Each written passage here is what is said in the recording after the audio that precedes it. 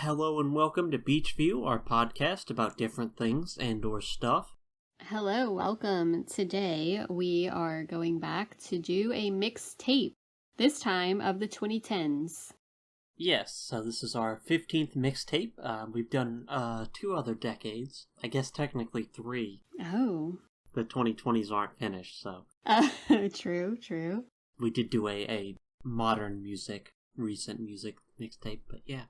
It's a new decade. Yeah. Interesting decade, you know? Yeah, I have to admit, I don't remember all of the themes of our 15 mixtapes, but I really liked the 2010s, but it's funny because I couldn't remember, okay, what's from the 2010s? I really had to think back, and look at some playlists to really figure out what was 2010s. Isn't that terrible? Well, happens. Because I can't remember, was that 2020? Was that 2010s? I don't know. Yeah, I don't know. I feel like there's 2010s are fairly distinct, but... Yeah. Once I got into it, I was like, oh, okay, yeah, I got this. But... I feel like there's kind of a shift in the, second half of the 2010s. Yeah? In what way? I don't know. I feel like that's when you start getting, trap coming in and all these, sort of down-tempo, sort of sadder songs, minimal production. I feel like the early 2010s, especially in pop music, are this, sort of, really boisterous production style. Yeah, I agree following with off that. the, late 2000s. Yeah, definitely. I agree with that. And I think there was definitely a shift. And, the funny thing is I didn't pick any, hip-hop or rap songs for this, really. And I feel like there was definitely a shift there as well. Yeah. Yeah, I don't... alternative rock went through a big shift during this time. Yes, definitely. Rock fell out of the mainstream during this time. The early 2010s are sort of the last gasps of it. Yeah, totally agree. Kind of sad. Yeah, just interesting decade. Yeah, it was an interesting decade for music. Personally, I think I've probably shared this before, but there was a period of a couple years that I really wasn't listening to new music that much, and not because I didn't really want to, but because I was just so busy in life in general that I just wasn't into it for a very short period of time. And so I feel like I have some lost years in the 2010s. But I mean, once I was listening to some playlists, I was like, okay, I remember this stuff, so it was coming back to me. Yeah. But, yeah, let's get into it. You want to start or you want me to start? You start. Alright, so my first song, Lights On by Big Grams from the 2015 EP Big Grams, and this is a collaboration between Fantagram and Big Boy. I'm sure you know Big Boy. Yes. You might know Fantagram. They were an indie band I wasn't familiar. Was really popular in the early 2010s. I wasn't familiar with them. You might have heard a few of their songs. They got fairly popular. Yes, I probably did. This song sounded familiar to me, but I was like, I've never heard of Big Grams, which is very interesting. But again, like I said, sometimes there was a period of time where I just wasn't paying attention to artists and who was doing what. So yeah, I was surprised. I don't think this album ever went anywhere. Yeah, so. the song sounded vaguely familiar to me though. I'd heard it before, but I didn't know it was Big Grams. And I didn't know it was Big Boy. Yeah. Yeah. This got a little bit of play on alternative radio, but wasn't anything huge. Yeah. What year was this? 2015. Okay. Yeah, this was a good... I think this song is a good mix of rock and rap. I don't know that I would call this rock. This is more the indie pop style. Guess it's a little bit rock. I was thinking alternative rock and rap. Yeah. It had some rock elements to me. But I did like how Big Boy doesn't come in until later on in the song. Yep. It just felt the song I didn't even know he was gonna be when he was gonna come in, because it felt like the song was going and I'm okay, where is he? And then he came in. So I like that part. Yeah, and I read that this was about pride. So I read this. I don't know how accurate it was, but it was on my Spotify, basically behind the music little section that they just started doing. And it said when they started doing this collaboration, as they were getting into it, they decided to do songs based on the 7 deadly sins. Have you? Oh, okay. Did you read that at all? No, I haven't, like, read anything. There are 7 tracks on this EP, so. Yeah, so really interesting. So they said this one was about pride, and I was like, I'm not really getting that. But it says it's about, like, being out there alone and reaching out for help, like, not letting your pride get in the way. And I was like, oh, okay, that makes sense. Yeah, sure. So anyway, I thought that was an interesting little tidbit there. Yeah. You know, I like the context. Yeah, I don't know that fits, but sure. Yeah, I mean, and it was according to them, like interviews from them, so it wasn't like just some rando like thinking about this online. But anyway, I thought this was I thought it was a good song. I liked it. Like I said, it sounded familiar to me, but like I couldn't, I wouldn't be able to like tell you what the song was without having looked it up. So yeah, I thought it was a good one. Yeah, it's interesting collaboration. I think it flew kind of under the radar, but yeah, I remember hearing this at the time, and I thought it was a neat song. Yeah, good song. Yeah. Well, next, I'll do mine. We have Somebody That I Used to Know by Gotye. Is that how you say it? Gotye? I don't know. I've never known. Hold up, I'll look it up. Anyway, and Kimbra. Yeah, that is sound. So Gotye. yes, Gotye. Okay, so Gotye and Kimbra. And this came out in 2011. I just think the vocals are awesome in the song. What did you think? Yeah, so I remember this when it came out. I was fairly early on the song, and it's like really blown up. It's a huge hit at the time. I don't know, it suffers a little from overplay, but it's still a solid song. Yeah. It's from that like indie pop era. It's kind of like a understated production. It has like interesting instruments they chose. It's that, I guess that's a synth. I don't actually know. Yeah, I don't know either. Kind of sounds like a synth plus like xylophone or something. Yeah, it's something. It's funny because I've seen like the video of them like performing it or recording it, I guess, and I can't tell you what I don't even remember what like instruments were there, but to me like the vocals stand out here, and I like the meaning of the song. I always get into that. The lyrics are about like feelings from past relationships, so they're both like happy and sad. But I love the duet here. Yeah, that I feel like that was also like super popular in this era. Like 2010s, that bunch of indie artists had the like duet style. Yes, like I see that. Male and female vocalist duet. Yeah, and Kimbra is like somebody like I don't think a lot of people are heard of, and she just happened to be featured in the song because there was I remember hearing this or reading this, that there was a more like a high profile artist that was supposed to be on this, and that canceled at the last minute. And so they got Kimbra, and it was like, it felt like such a fit that it was really made the song. So I thought that was kind of cool. And I do think it's still, you still hear it every now and then, like probably on like TikToks, stuff like that. But yeah, it's one of those ones that like, yeah, it got a lot of play, but not something like really think about now, but every once in a while it'll pop up and you're like, oh yeah, I remember that song. Yeah, I don't know. I feel like this suffered a little bit from overplay, but hate when that happens. Yeah, I don't know. I feel like I just heard this everywhere at the time. Real, and see, like, I don't remember hearing it that much in the 2010s. No, I do. Yeah. Like, I felt like I heard it later, but anyway, good song. Yep. All right. Well, next, I Would Do Anything for You by Foster the People from the 2011 album Torches. This album was really big at the time. They had several hits off it. So, of course, I had to pick a non-single from it. But this is my favorite song from that album, so. It's a good song. I like this, like, very chill vibe. Of course, like, Foster the People, like, I like their vibe. But it's also, like, catchy. It's got a good beat. Mm-hmm.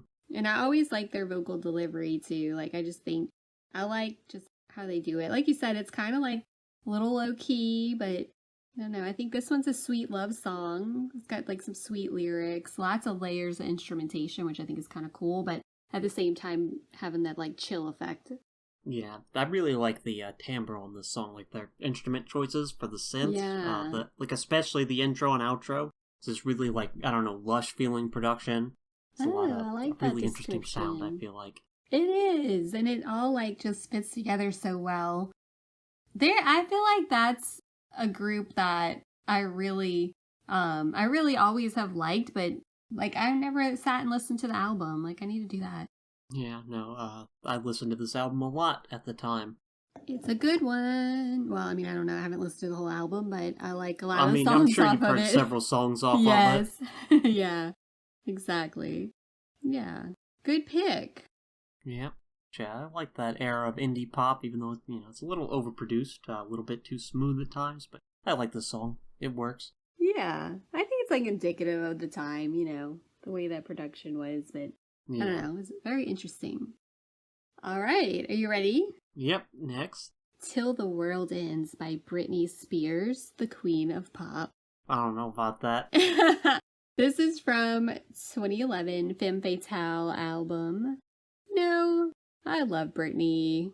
The funny thing is, I remembered this song from the time period, but I did not realize it was Britney Spears, which is really goofy. I don't know why I didn't realize this was her. Or maybe I knew at one point and forgot, but yeah. Once I was listening to it, I'm like, ugh, of course it's Britney. I love Britney in this. It's definitely like techno dance song. It feels more like songs I was listening to in like 2002, honestly. I feel like there was a little bit of that sound in the like early 2010s pop. Yeah, Although, yeah, you're right, it wasn't the most common. Yeah, which I mean, I liked it. And I like Kesha co-wrote the song, so that was like, kind of interesting. So I saw this little tidbit too. So the music video for this is set on December 21st, 2012. And that was, if you remember, a date that some people believed would be the end of the world. So it's very fitting till the world ends. Of course I remember, yes. Yeah. And so, like, the video and the song, too, is supposed to be, like, they're having this, like, dance party. And it's just supposed to be, like, you're having such a great time. Like, you're just dancing through, like, basically what people thought was going to be the apocalypse. So, yep. Love that sentiment. I feel like that's a very 2010s, like, sentiment. Big apocalypse sentiment for whatever reason in that era because of the Mayan prediction. A lot of zombie media was really popular. Yeah, that's Fallout true. Got a revival then, so it was like just a huge apocalypse feeling. I don't know. But I love the pop, like techno pop, like we don't care, we're just dancing. Yeah, I don't know. I usually like that sound, but like I don't know. This song's only okay to me. I think like the vocals and lyrics aren't the best. Not Britney's best performance. Oh, I like her vocals in this. I think it's like, I don't know. It's just a little different than some of her other stuff. Yeah, it is. Maybe that's why I don't like it as much. That's why I like it, yeah. Love it. I'm going to be dancing to this on repeat now. Oh, okay. All right, well, next. Grace by Florence and the Machine from the 2018 album High as Hope. Yeah. The piano is pretty right off the top. Yes, very piano-led song. And then, of course, strong vocals as always. I mean, there's no one better on vocals. Agreed. Yeah. This is an interesting song because it's about her sister Grace. Yes. And an apology and expressing her love and... Yeah, bearing her soul. Yes, and I really like the lyrics. You were the one I treated the worst, only because I loved you the most. That's just like such a I don't know. It's just a deep sentiment, but so true. Yeah, we've done a lot of Florence and the Machine, but I wanted to include this because I don't think we'd have an opportunity to talk about it otherwise. Mostly because, like you said, the sentiment of the song, I really like it. The whole, apology, expression of love, bearing your soul thing. Mm-hmm. But also, the second stanza, is it? Let me pull it up real fast. Yeah, the second verse, I'm sorry I ruined your birthday. You had turned 18 and the sunshine hit me and I was behaving strangely. All the walls were melting and there were mermaids everywhere. Hearts flew from my hands and I could see people's feelings. I love that, it's this, big expression, bearing her soul. And it's also, about apologizing for ruining someone's birthday while tripping. Yes, I was like, what happened on her birthday? Like, I need details. I mean, she gives details. Yeah, clearly, like, tripping on something, which I think is great. Showing up to your family member's 18th birthday, just like... Like, how awful. Like, yeah. No, I think that's great. Yeah, very funny. But no, I really like that that's included in, like, this song. I'm sure that does suck to have happen to you.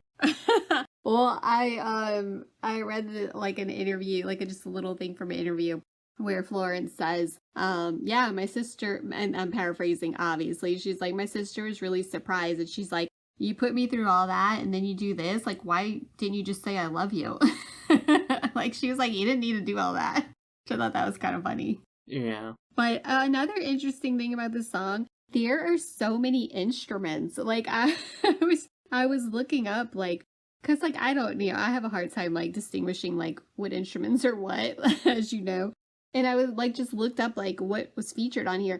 There were so many people in this performance of different instruments, and I thought that was, like, really cool. Yeah, it does kind of get lost in the mix, though. Yeah, it's just, I mean, I was like, what is, like, lots of horns, like, different types of horns. Strings, yeah. Yeah, I was like, what? I had no idea that many was on there, so... Yeah, some synths, but, I mean, to me, the piano's really the standout. Yeah, it's really pretty on this. Always love a good piano-led song. Yep. Yeah. Anyways, next? Alright, next. The Hills by The Weeknd. This was on 2015. Beauty Behind the Madness, and it's about the darker side of fame and relationships. Is it? I feel like it's about doing drugs. Well, it's doing drugs to escape the reality of fame and relationships, apparently. Yeah, I don't know. It feels like having like kind of a bad relationship does not come across well in the song. And then doing drugs and like kind of knowing that's bad, but like being like, I'm doing drugs anyways. Yeah. Yeah. It's kind of a darker theme, I would say. Yeah. Mentally, but I really like this song because it's like chill, low key. It was very popular. Yes. I managed to avoid it mostly, and most of the Weeknd stuff. Like, I was aware of them, I was like not listening to a ton of music at this time, so. Yeah, okay. Like pop music specifically. Yeah. Yeah, I'm even like trying to remember 2015. But this was, I think it's a very like chill, low key. I really like that about it. I like the bridge, like the vocals and the lyrics in the bridge. I think that's, I don't know, I just really like the song. Even though it's like super popular, like it's still like a song I would vibe to, Like it didn't get overplayed to me, I guess. Okay. Yeah, the bridge is the probably the best part of the song. I didn't really care for it. Like, the music's fine. It's just like a really understated production, which was like the style at the time. Mm-hmm. But like, I think the problem is that really makes you focus on the vocals and the lyrics, and they're just not great on this song. Yeah, I mean, I didn't mind it. Which is weird because like I said, the bridge, like his vocal performance in the bridge is really well done. It just like, I don't know, it doesn't work for me at all in the rest of the song, and the lyrics are really simplistic in a bad way. Just, like, it's supposed to be this like really bare confessional thing that I don't think works. Wasn't working for you? I don't know. I didn't care for it. I like the vibe. I was vibing with it. It's good. I had a feeling you wouldn't love this one. No, it's not. It's not great. Yeah. Honestly, I didn't know that you would like this one or the Britney one, so. No, that was the next one. Next one. Yep. Next one. Not a huge fan of either. Yeah, I knew you wouldn't like that one, but it's okay. Yeah, just not necessarily a huge fan of 2010s pop for whatever reason. Okay. I have a soft spot for the 2000s pop, but yeah, this era of pop music's really hit or miss for me. Yeah, I guess I actually mostly miss now that I think about it. Oh no. Okay, well, I picked all pop stuff, so. Yeah, well, I mean, I like the indie pop, especially in the early 2010s, but it's a bit of a different scene. Well, Yeah. Not feeling this I think song, I think it deserves a place on the 2010s mixtape, though. It's very, very 2010s-ish, so. Yeah. All right, next. Wow. Next, To Binge by Gorillaz, from the 2010 album Plastic Beach. Yeah. this starts off sounding like a nice little vacation song. Like, yeah, it does. It's reminiscent of like a Hawaiian beach song. I don't know if I would go with Hawaiian, but yeah, I can see the beach. I would, yeah. Definitely Hawaiian, yeah. But yeah, it's a cute duet. Which, you know, I'm familiar with Gorillaz. I had not heard this one before. Yeah, it's not a single, so. Yeah. I thought it was not. I liked it. It was like very, just kind of a chill. Okay, so one thing I learned that Damon Albarn, am I saying that right? Albarn? I guess, I don't know. Whatever. Okay, well, is also the frontman for Blur. Yeah, you didn't know that? I had no idea. Okay, this is crazy. Been known. I had no idea. And the only reason I learned that is because, who's the other artist that's on here? Yukimi Nagano. I don't know her. She's apparently a vocalist for an electronic group called Little Dragon. Yeah, so I only know her from this album. Yeah, I hadn't heard of her either. But I read, again, in the little Spotify little highlight, you know I like those types of things, it said she had not heard of Damon Albarn before when she was approached to do this. Like, she had not heard of him before, and she was very surprised to know that he was also the front man for Blur. And I was like, what? Like, I used to listen to Blur, like, and Gorillaz. Like, how did I not know this? Yeah. I guess those bands didn't get very popular in Sweden, but maybe that like Gorillaz was his like side project. Is like, I'm doing a weird virtual thing. Had no idea. Yeah, I guess they're more popular than Blur is now. I don't know. Yeah, I feel like they were. They were really popular, like in the 2000s, yeah, 2001, 2002-ish. Yeah. Yeah, they're still making music, but I think that the 2000s was their most popular, and this is their 2010 album. Yeah. Yeah, I thought it was very good, and I like the song. Yeah, I thought this was good too. I was a little surprised that you liked it, because it's kind of like a little, I don't know. For some reason, I was like, oh, it's interesting that you like this one. Yeah, it's a really interesting tone, it strikes, because it's both like this sort of like a bouncy synth that's got this sort of like chill beach vibe, but it's also a very like wistful song. Yeah. It's kind of like sad. There's like an underlying sadness to it, and those two together, interesting mood. It is. Yeah. And it's kind of, like you said, it's kind of light, but also like, I don't know, it's intriguing, I think. Yeah. Love that. Yep. I'm just learning all types of new things today. Okay. Next. You're gonna love this one.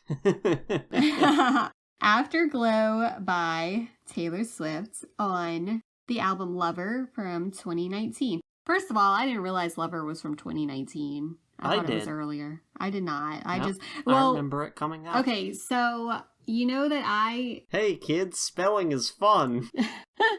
I didn't get into Taylor Swift until a little bit later, but I was already liking her at this point, but I don't remember this. I mean, I remember the album coming out, but I don't remember listening to it for like a long time. So I don't know what I was doing in 2019. But anyway, Afterglow, I have since grown to really like this song. And I knew that you would not like it. No. I don't know why. I think her vocals are so pretty on this.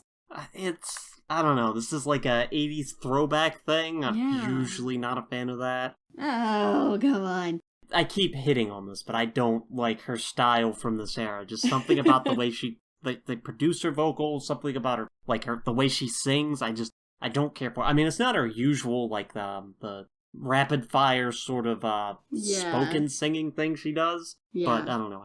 I did not care for her vocals on this. It is just again understated in a way that I feel like pushes against the song, because it's still trying to go for like a big pop chorus. She's like really going for it in the vocals. Yeah. But the production, I feel like, doesn't aid that. I don't know. I just did not care for this. Okay.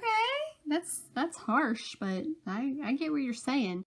I like this song because it's also, you know, one of the songs where she admits that she did wrong in a relationship and that it was her fault. And I don't know, it's just like a kind of a vulnerable song, which I really like that. And I like the whole where she's going for it with the vocals and then the production's like lower end. So, I mean, I thought that was kind of cool, but, you know, we often don't agree on Taylor Swift songs, so.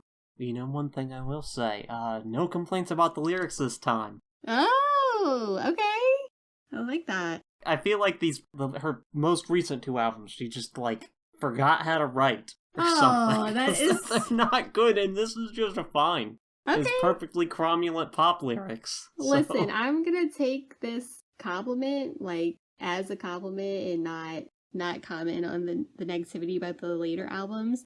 But I do, I'm really glad that you like the lyrics. That's wonderful. I don't know that I like them. I think you do. Fun. Like, there's nothing to complain about. Nothing to complain. Okay. That's high praise, really. Yeah. No, I think it's like she was like a decent lyricist and then decided to shit like the bed. Dump. I don't know. I don't like that expression. But... it fits with some of those lyrics. I'm just okay, Wood? You're gonna sit up here and defend Wood again? We're talking about this song Afterglow right now, so... Yeah, I gotta get the shots in on Taylor Swift, though. If you keep bringing her up, I'm gonna keep complaining. Well, you knew, like, I had to... Like, yes. When I was thinking about this, I'm like, 2010s, yep. I've gotta put Taylor, and I've gotta put Britney. Very big Taylor decade. Like, I just had to, so... And I wanted to pick a song that, like, to me, and okay, maybe it was just me at the time, but this one wasn't, like, as super popular as other songs. No, it wasn't a single. Yeah, it wasn't a single, so I wanted to pick one that was a little bit less, less popular. Yeah, album cut, deep cut. Yeah, but that I had really enjoyed, so yeah. Yep, didn't like it. I love how every time you, like, slightly compliment, you follow up with, like, an even worse complaint. So. Well, I don't know. I don't know what it is about that really sticks in my craw that she was like a decent lyricist and then like she's really gone downhill. Oh, I think, okay, I will say I think some of the songs, her newer songs, are very simple lyrics, but it's not that they're simple, it's that they're terrible. I think to me, it's more like she's trying to be more light and playful than her songs that are more like, have deeper meaning. So I don't know. I like both. I like both ways. No problem with me. Yeah. Anyways, I like Afterglow. You don't, Anywho, we'll move on to the next one. Next, A/B Machines by Sleigh Bells from the 2010 album Treats. Yeah. This is like repetitive lyrics and then the beat drops. I like it. It feels like a very like pop punk anthem, but like not quite, because it's also more like electronic with like that distorted guitar sound. This isn't pop punk. I would not call it that. That's what I said. It's not quite. It gives me that feeling though, because it's like repetitive, like beat drop, like, you know what I mean? Like it just kind of gives me that feeling, but then it gets into like, it's a little bit different. Yeah. So, Sleigh Bells is a indie rock, indie pop artist that they were, like, they got some buzz at the time in the indie scene. So they're, like, kind of a noise band, which you can tell from the songs, like, mixed really loud, and they're, like, I think several of the instruments are, like, peaking in the recording, so this is really, like, loud sound. This one, in particular, feels like kind of a throwback rock sound, like maybe an older, like, some older rock stylings on the individual lines, but that comes together in a very, I don't know, the noise pop way. Yeah. And it is very repetitive. It has the one line that it repeats over and over again. Which, you would think would kind of annoy me, but I feel like it works here. Like, it didn't bother me. Also, is that, like, DJ equipment? Is that what she's talking about? I don't know. I guess. Okay. I mean, that would make the most sense, probably. I felt like it was DJ equipment, AB machines, but I don't know. I have no idea, and I didn't look it up. But anyway, I thought you might know. Yeah, I don't know. I haven't ever looked into the song. I just like it. Yeah, it's really fun. Kind of cool. It's really loud. It is. It's a fun song. I was not familiar with Sleigh Bells, so that's interesting. Yeah, I don't think they were ever super popular. They just like got some indie attention at the time. This also wasn't a single. It wasn't. Okay. No. Anyway, very cool. I like it. It's a fun little song. Yep. Well, next. Okay. Next, this is my final song, I believe. Yep. Sweater Weather by The Neighborhood This was their 2013 debut album, I Love You, but it was also released on a 2012 EP, I'm Sorry. Oh, okay. I did not know that. I heard it in 2013. Yeah, I didn't know that either. So that was cool. But I will tell you, I did not know this song in the 2010s. I only knew of this song in the 2020s, and I thought that's interesting. Why? I felt like the song was popular in the 2020s. So as I'm looking stuff up, it had a resurgence in 2020 on TikTok. And I'm like, oh, yeah, I remember this audio being used. That's how I learned about this song. I thought that was really interesting because I'm I really like this song. Had no idea it came out in 2013. I did. I thought it was a more recent one. Yeah, well, I mean, you're more in the know in the 2010s than I was, I guess. Yeah, so I remember when this came out, it was fairly popular. I was listening to alternative radio at around this time, so... Yeah. This got some playtime on that, which is...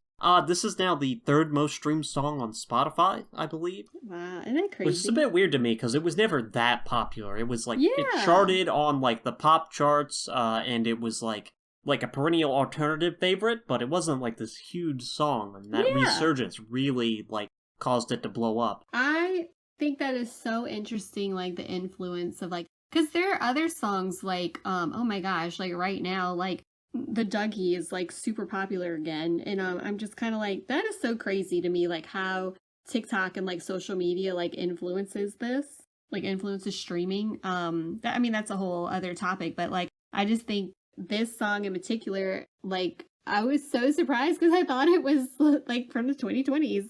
But actually, I also read that it was the first song that they wrote as a band. And they wrote it about 2 years before it was released. So, this is going back to the 2010s. But I think it's a good song. Do you like it? Yeah. That's a decent song. Yeah. Honestly, it's not my favorite from that album. Which I like that album. Yeah, I've listened to some of their other ones. But yeah, it's a decent song. Some decent kind of chiller indie rock, alternative rock, I guess actually is probably a better genre to put that in. But yeah, I liked it at the time, still like it now. The percussion in particular is really stand out. I like how that sounds. Really sets the tone for the song. It really does. I like that too. I think this is one of those songs that we agree on, that we like, and the instrumentation, I like the vocals too, like you said, very chill vibe, and that's why I like it. Yes. You don't like sweater weather though, the concept. Oh, you like yes. the song. Yes, I don't like sweater weather. But if I have to wear a sweater, I want to listen to the song while I'm wearing it, I guess. But I just I like this total vibe of the kind of indie-ish. I guess, is this considered indie? Maybe. Okay. That's as a genre term, kind of. Yeah, I felt like it was meaningless indie adjacent at this point, but right, I would call it alternative, really but also it doesn't really matter. Yeah, but I like that vibe. I'll note that I did not pick any rap or hip hop for this album. And I was listening to a lot of that then as well. But I wanted to kind of pick some really popular, or I guess I don't know if not all of them are really popular, but songs to me. Yeah, Afterglow wasn't as popular. Afterglow's album track. Yeah. I don't think Till the World Ends was the biggest song. Yeah. But your other three are super huge. Yes. So my point was I didn't pick rap or hip hop just because I wanted to go with a vibe on this mixtape that was more kind of what I would think of from 2010s popular music. Not to say that rap and hip hop weren't popular, but I just wanted this vibe to go. I knew you would be picking some songs that weren't rap or hip hop, so I wanted it to go together. I picked one hip hop song. Yeah, you did. But I like the chillness of all of these. Even Till the World Ends, to me is still a chill song, even though it's a kind of techno beat. But anyway, I like the vibe of all of these. Yeah. Yeah, that's our mixtape. I do have to point out, because the early 2010s was the hipster era, I feel like. You picked all popular stuff, and I picked all album tracks except for one single. Yeah? Which wasn't that popular of a single. And yeah, it's some kind of, I guess Gorillaz, Florence and the Machine, and Foster the People are all really popular artists. Yeah, so I'm kind of picking kind of some deep cuts on their catalogs, but they're still like, but I had to varnish my hipster cred for the hipster decade. Yeah, I have to say I was never in the hipster realm. I could have picked better picks for that, but yeah. Yeah, I think so. But that's okay. Like we need to be, reminiscent of the hipster era. I like the picks that you did choose because of, like you said, kind of deep cuts, which I liked, which I like when like Gorillaz was hugely popular, but I didn't know this song that you picked, so I thought I like learning those songs. And also like all of these songs on here, I wasn't super into when they came out. Like it wasn't until later that they resonated with me. And again, I don't know if it's just because like personally I like for a couple of years like wasn't super into music, which I don't know why, because I really am now. But and always have been. And so there was like a little period of time that I wasn't. So maybe that could be why. And finally when I started getting back into it, I heard them. I don't know, but I think it's really interesting because they are very popular. But like for the most part, besides the Hills, for the most part, like these were ones I didn't know until later, which is I think is just kind of, I don't know why. Yeah, we mostly ended up with kind of a chill, low-key mixtape. Like yes. Like, except for, I would say Till the World Ends, but you said that one was kind of chill to you. But Grace and A.B. Machines, I wouldn't say fit that at all, but... Yeah, that's true. That's true. Grace is kind of slower and really like bearing your soul song. Yeah. Like, very emotional. But I mean, I feel like that's what makes a good mixtape. You have all kind of crazy vibes on it, Yep. Yeah. So. Yeah, interesting decade. Interesting choices. Yeah, I agree. I like this decade. I thought it was fun to pick from. And I think like, we've done a few decades now. So we're gonna have to, what are we missing? We've done 90s, 2000s, 2010s, and like recent music. Yeah. Like, I guess maybe in a few years we could try another 2020s. Okay, yeah. But yeah, I don't know. I don't have a lot of knowledge of music before the 90s. Yeah. We could maybe do an 80s mixtape. Maybe. You would hate everything I picked, so. Which is normal, I guess. Yes. Oh, wow. Do you have anything else you want to say about the 2010s mixtape? Good mixtape. Good mixtape. I think I'm going to make this a playlist and listen to it, so. Should make a playlist of all of our mixtape songs. We should. Wait, should we put it on one big playlist, or are we doing separate? Yeah, just do one big playlist, the Beachview mixtape playlist. Yeah, I think it would be really eclectic. Yeah, it would be. We definitely need to do that. All right, well, if there's nothing else, I will close us out. Yep. This has been Beachview. Thanks for listening, and join us next time. Bye. Bye.